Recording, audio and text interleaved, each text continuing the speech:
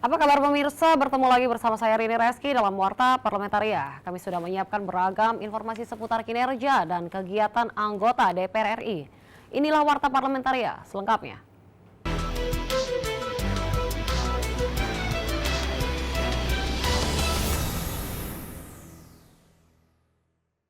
Komisi 9 DPR RI berharap pelaksanaan vaksin bagi lansia bisa dilakukan secara profesional dan berhati-hati.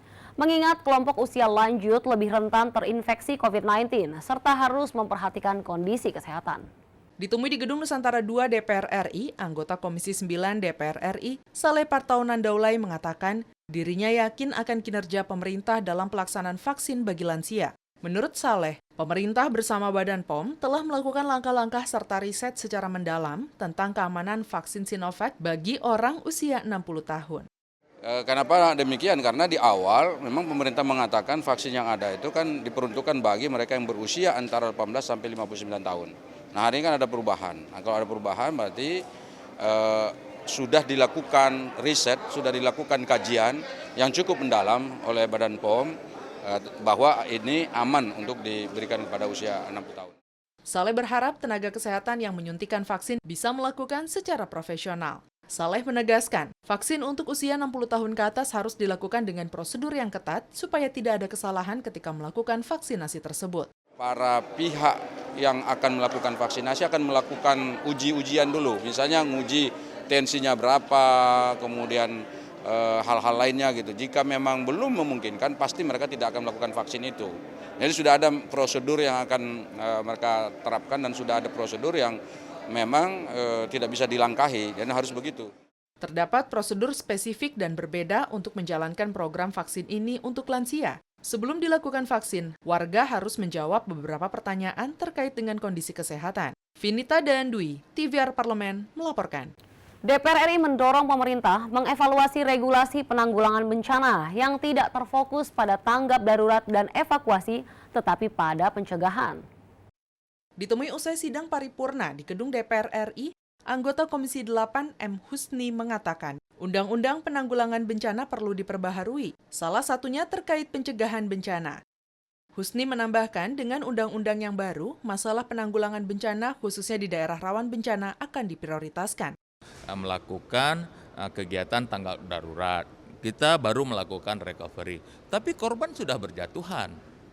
Dengan undang-undang yang baru tentang masalah penanggulangan bencana, sudah pasti daerah-daerah yang rawan bencana tentunya harus dipersiapkan tanda-tanda. Anggota Komisi 6 DPR RI Ahmad Baidowi mengatakan, untuk memaksimalkan sisi pencegahan bencana harus diatur di regulasi, yakni Undang-Undang Kebencanaan. Selain itu, langkah-langkah pencegahan bencana juga harus dilakukan secara konkret. Untuk memaksimalkan pencegahan, di regulasinya harus diatur, yakni di undang-undangnya gitu. Terus implementasi di lapangan, nanti dalam kerja-kerja lapangannya juga harus konkret. Jangan menunggu bencana itu ada, baru melakukan langkah. Tapi sebelum terjadinya bencana, itu juga harus dilakukan langkah-langkah pencegahan. Sebelumnya, pemerintah sudah mengantisipasi penanggulangan bencana dengan menerbitkan Perpres 87 tahun 2020 tentang Rencana Induk Penanggulangan Bencana tahun 2020-2024. Dari Senayan, Jakarta, Indah dan Domi, TVR Parlemen melaporkan. Wakil Ketua DPR RI Muhaimin Iskandar mengajak semua pihak berperan serta dalam menjaga lingkungan untuk mencegah terjadinya bencana alam yang diakibatkan kerusakan lingkungan. Di Gedung DPR RI Jakarta, Muhaimin Iskandar mengatakan, seluruh masyarakat Indonesia harus memiliki kesadaran yang tinggi untuk melindungi alam Indonesia dari kerusakan karena eksploitasi berlebihan dan yang mengancam kelangsungan ekosistem. Alih fungsi lahan dalam rencana tata ruang wilayah harus benar-benar diperhatikan agar tidak merusak lingkungan. Tentu eksplorasi sumber daya alam ini, pertambangan, kemudian perkebunan sawit, itu yang harus dikontrol betul supaya tidak berdampak pada bencana alam. Selain itu fenomena iklim, perubahan iklim maupun musim itu memang harus diantisipasi. Karena itu mewarning sedini mungkin ancaman-ancaman bencana. Sementara itu, Wakil Ketua Komisi 8 DPR RI Marwanda Sopang meminta pemerintah pusat dan daerah bergerak cepat dalam penanganan bencana alam yang terjadi di sejumlah daerah di Indonesia. Seluruh stakeholder terkait diminta tetap memberikan pelayanan dan memperhatikan pemenuhan kebutuhan dasar para korban bencana, termasuk perlindungan terhadap dampak akibat bencana. Harus ada kemandirian yang bisa secara otomatis masyarakat bisa tertangani dengan prosedur.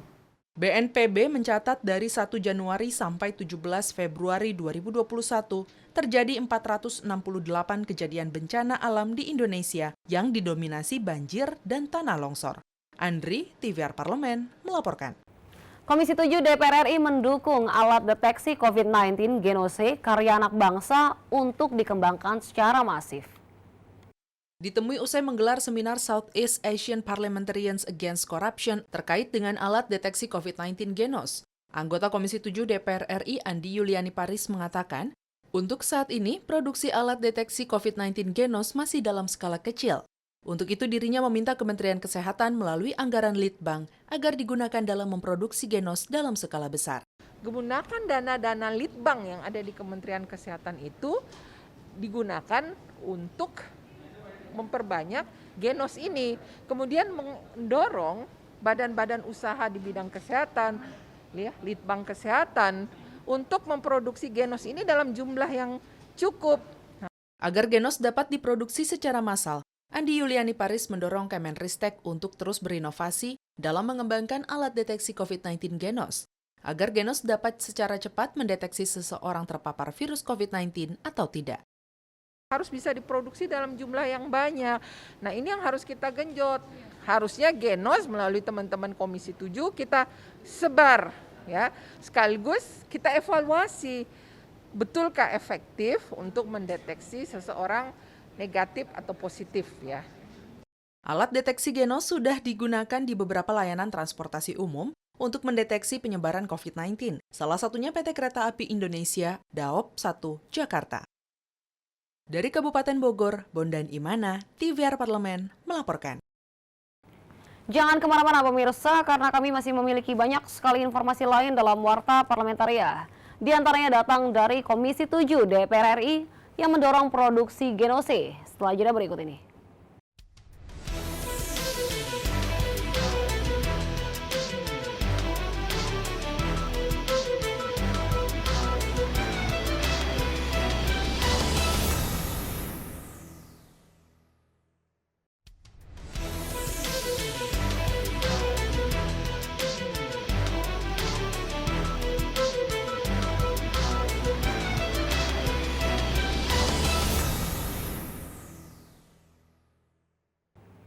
Anggota Badan Legislasi DPR RI Herman Khairon mendorong revisi Undang-Undang Nomor 7 Tahun 2017 tentang pemilihan umum untuk tetap melaksanakan Pilkada serentak 2022 dan 2023 agar tidak terjadi kekosongan pemimpin di daerah dan penumpukan sengketa pemilu di Mahkamah Konstitusi. Ditemui di Gedung Nusantara 2 DPR RI Jakarta, anggota Badan Legislasi DPR RI Herman Khairon mengatakan, jika tidak dilaksanakan Pilkada serentak tahun 2020-2023, ada 278 daerah terjadi kekosongan kepemimpinan. Selain itu, penumpukan kebutuhan anggaran pemilu juga akan terjadi pada tahun 2024. Jika 278 Pilkada ini dipending ke 2024, akan ada kekosongan. Kemudian di PLT, siapa yang mengambil keuntungan? Siapa juga nanti yang dirugikan? Dan kemudian apa yang terjadi nanti di 2024. Wong pileg pilpres bareng saja, penyelenggara pemilu itu banyak bermasalah, banyak yang meninggal. Ini menjadi persoalan tersendiri. Herman menambahkan, penumpukan kasus sengketa pemilu di Mahkamah Konstitusi juga akan meningkat. Hal ini justru akan menimbulkan konflik baru di tengah masyarakat. Ini kan revisi untuk hal menyempurnakan sebelumnya. Kalau pileg pilpres waktunya itu hanya 24 jam, ya diperpanjang nanti. Karena waktunya kemarin tidak cukup, ya diperpanjang. Gitu. Kalau kemudian nanti digabungkan dalam sequence time tertentu misalkan, bagaimana irisan-irisan pada waktu nanti dilaksanakannya pilkada dan pemilu serentak itu. Hilman dan Julian, TVR Parlemen, melaporkan. Komisi 6 DPR RI mendorong mitra kerja tetap optimal di tengah refocusing dan pemotongan anggaran karena dampak pandemi COVID-19 pada keuangan negara. Hal tersebut disampaikan anggota Komisi 6 DPR RI, Nevi Zuariana, dalam rapat dengar pendapat antara Komisi 6 dengan Komisi Pengawas Persaingan Usaha atau KPPU, Badan Standarisasi Nasional atau BSN, juga Badan Pengusahaan Kawasan Sabang atau BP Sabang dan BP Batam. Di negara tentu harus memberikan feedback ya kepada negara. Nah ini yang kita minta, walaupun anggarannya kecil, tapi juga bekerja secara optimal. Karena kan kita tahu sedang COVID banyak refocusing, ya sehingga anggarannya banyak dikurangi. Tapi bukan berarti kita menurunkan kinerja yang harus kita laporkan kepada pemerintah. Anggota Komisi 6 DPR RI Tommy Kurniawan menganggap pemotongan anggaran dapat dimaklumi sepanjang sesuai dengan kondisi kebutuhan yang mendesak. Tommy mengkhawatirkan soal pemotongan anggaran KPPU yang dinilai dapat mengurangi kinerja di tengah kekhawatiran perusahaan besar yang melakukan persaingan usaha tidak sehat yang justru memanfaatkan situasi pandemi. Kegiatan operasional atau pengawasan dari KPPU dijelaskan kepada kami hanya bisa sampai bulan Juni. Nah itu sangat miris sekali di saat industri-industri atau persaingan usaha kita semakin ketat. Komisi 6 DPR RI terus berusaha menjaga agar iklim industri perdagangan dan investasi terus tumbuh positif di Indonesia di tengah situasi pandemi COVID-19 yang berdampak pada ekonomi dunia. Mustaqim dan Dwi, TVR Parlemen melaporkan. Komisi 2 DPR RI akan mengkaji usulan DPR Aceh untuk menggelar Pilkada tahun 2022 khusus di Aceh. Komisi 2 DPR akan mempelajari terlebih dahulu kesesuaian usulan tersebut dengan Undang-Undang tentang Otonomi Aceh. Ditemui usai menerima audiensi DPR Aceh, Ketua Komisi 2 DPR RI Ahmad Doli Kurnia menyampaikan, dalam Undang-Undang Nomor 10 Tahun 2016 telah diatur Pilkada akan dilaksanakan pada tahun 2024. Oleh karena itu, Komisi 2 akan terlebih dahulu mempelajari kesesuaian penyelenggaraan Pilkada Aceh dengan undang-undang terkait otonomi Aceh dan undang-undang Pilkada. Terkait dengan kekhususan Aceh, apakah memang itu nanti termasuk di dalam pelaksanaan pilkadanya? Karena kalau bicara tentang pilkada, itu kan juga ada aturan atau undang-undangnya sendiri, nomor 10 tahun 2016, yang menurut pandangan atau perkembangan terakhir kita ini kan itu tidak akan ada perubahan. Artinya pelaksanaan pilkada serentak itu di tahun 2024. Anggota Komisi 2 DPR RI Wahyu Sanjaya mendukung pilkada untuk digelar sesuai rencana. Khusus Aceh, ia menjelaskan penetapan tahapan pilkada harus merujuk pada Undang-Undang Nomor 11 Tahun 2006 tentang pemerintahan Aceh sebagai amanah MOU Helsinki. Kita kedatangan kamu, kawan-kawan dari DPR Aceh, yang menyatakan meminta bahwasanya pemilu itu tetap dilakukan, dinormalisasi, tidak dilakukan serentak di 2024, tetapi tetap dilaksanakan di 2022. Komisi 2 akan menggelar pertemuan dengan Kementerian Dalam Negeri terkait permintaan DPR Aceh untuk menggelar Pilkada 2022. Afi dan Dodi, TVR Parlemen, melaporkan. Pemirsa, kami masih memiliki banyak sekali informasi lain dalam Warta Parlamentaria. Tetaplah bersama kami.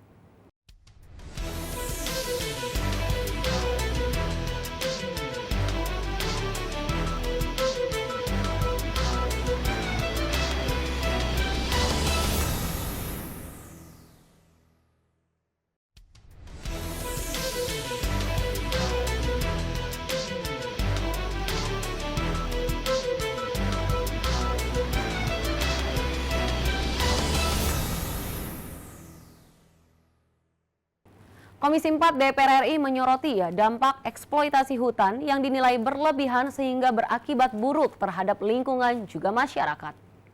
Ditemui usai rapat kerja Komisi 4 DPR RI dengan Menteri Kehutanan dan Lingkungan Hidup di Gedung Nusantara Kompleks Parlemen, anggota Komisi 4 DPR RI Andi Akmal Pasludin mengatakan, pemerintah melalui politik anggaran seharusnya dapat mengantisipasi dampak kerusakan lingkungan akibat pandemi virus corona melalui limbah medis yang ditinggalkan. Eksploitasi hutan yang berlebihan dinilai menjadi penyebab kerusakan alam hingga timbulkan bencana di sejumlah provinsi. Selama ini kita melihat jutaan hektar ya kawasan hutan kita dirambah ya kan dengan tanpa izin ya untuk perkebunan, untuk kelapa sawit, untuk pertambangan. Itu yang menyebabkan sebenarnya banjir bencana banjir, longsor di Kalimantan, Sumatera, Jawa, akibat tidak terkontrolnya ya. Andi mengatakan Kementerian Lingkungan Hidup diharapkan dapat memberikan tindakan tegas dan penegakan hukum terhadap semua perusahaan maupun individu yang melakukan pelanggaran dalam pemanfaatan hutan. Sanksi administrasi hingga pidana sebaiknya dijatuhkan kepada mereka yang melanggar aturan pemanfaatan kawasan hutan. Meminta pada Kementerian LHK agar penegakan hukum, ya kan, bagi perusahaan-perusahaan baik pertambangan, perkebunan yang melanggar. Pertama, sanksi administratif, ya kan, kita ingin dicabut izinnya, didenda mereka secara hitungan PMBP ya, sehingga kita berhitung ada 500 triliun. Panji dan Syamsul, TVR Parlemen melaporkan. Anggota Komisi 9 DPR RI mendorong anggaran penanganan COVID-19 dimanfaatkan secara efektif untuk mengurangi dan menekan laju kasus positif COVID-19 di Indonesia. Di Gedung Nusantara 1 DPR RI Jakarta, Darul Siska menilai anggaran vaksinasi harus diikuti anggaran penunjang lainnya dalam program vaksinasi dan mendorong pencapaian target kekebalan kelompok atau herd immunity dalam 1 tahun ke depan. Selain itu, anggaran dalam penanganan COVID-19 harus dimanfaatkan dengan baik dalam percepatan produksi vaksin merah putih. Kalau untuk anggaran vaksinnya sendiri, dengan hitung-hitungan yang mau divaksin, sudah memadai. Tetapi untuk anggaran supporting yang lain, untuk pelaksanaan vaksinasinya sendiri di Jakarta dan di kabupaten kota, di provinsi, itu kan memerlukan biaya-biaya tersendiri. Sementara anggota Komisi 9 DPR RI Iketut Karyasa mengatakan penambahan anggaran penanganan COVID-19 karena masih tingginya kasus positif di Indonesia. Selain itu, untuk program vaksinasi yang harus disertai persiapan matang sehingga benar-benar efektif menekan angka kasus positif COVID-19. Itu kan salah satunya adalah pencegahan, kemudian ada pengobatan, kan begitu. Tentu anggaran yang dikeluarkan ini semata-mata kan ada itu seperti pencegahan. Nah, ketika pencegahan itu nanti anggaran yang dikeluarkan itu apakah bisa menurunkan kasusnya. Nah, karena kalau tanpa nanti ada outputnya yang jelas, tentu anggaran ini akan sia-sia. Untuk sektor kesehatan, pemerintah mengalokasikan anggaran penanganan COVID-19 sekitar 133 triliun rupiah. Helmi dan Zia, TVR Parlemen melaporkan. Komisi 3 DPR RI mengimbau penegakan hukum di lingkungan di Kalimantan Selatan harus antisipatif dan dilakukan secara serius oleh lembaga penegak hukum bersama Pemda dan seluruh stakeholder. Dalam kunjungan kerja spesifik ke Kalimantan Selatan, Wakil Ketua Komisi 3 DPR RI Desmond Mahesa mengatakan penegakan hukum lingkungan harus dikolaborasikan dan dikomunikasikan dengan baik antara aparat penegak hukum dengan pihak-pihak terkait untuk melakukan antisipasi bersama-sama terhadap berbagai kemungkinan terjadi lagi di waktu mendatang. Disinilah nanti penegakan hukum yang akan dilakukan. Berarti ada penanganan-penanganan serius yang dilakukan oleh penegakan hukum, tapi didukung nggak oleh pemerintah daerah dengan kelembagaan-kelembagaan yang lain, misalnya Dinas Pertambangan, Dinas Kehutanan, Dinas Perkebunan, agar semua hal itu bisa dibicarakan dengan baik, agar peristiwa yang terjadi hari ini tidak terulang lagi. Sementara itu, Kapolda Kalimantan Selatan Irjen Pol Rikwanto mengaku pelanggaran hukum yang terjadi di wilayah Kalimantan Selatan bisa terselesaikan dengan baik berkat dukungan Pemda dan stakeholder terkait. Kedepannya pelanggaran yang berakibat kebocoran keuangan negara tidak akan terjadi lagi. Kita akan selusuri dari hilir dan ke hulu masalah-masalah pertambangan, perkebunan, dan kehutanan. Kita berharap ke depan tidak terjadi lagi pelanggaran-pelanggaran yang berakibat kepada kebocoran keuangan negara, juga berakibat kepada munculnya bencana alam di masa depan. Dari Kalimantan Selatan, Arif Naka, TVR Parlemen melaporkan. Demikianlah beragam informasi seputar aktivitas DPR RI yang sudah kami susun dalam Warta Parlamentaria. Saya Rini Reski beserta kerabat kerja yang bertugas undur diri. Terima kasih atas perhatian Anda. Sampai jumpa.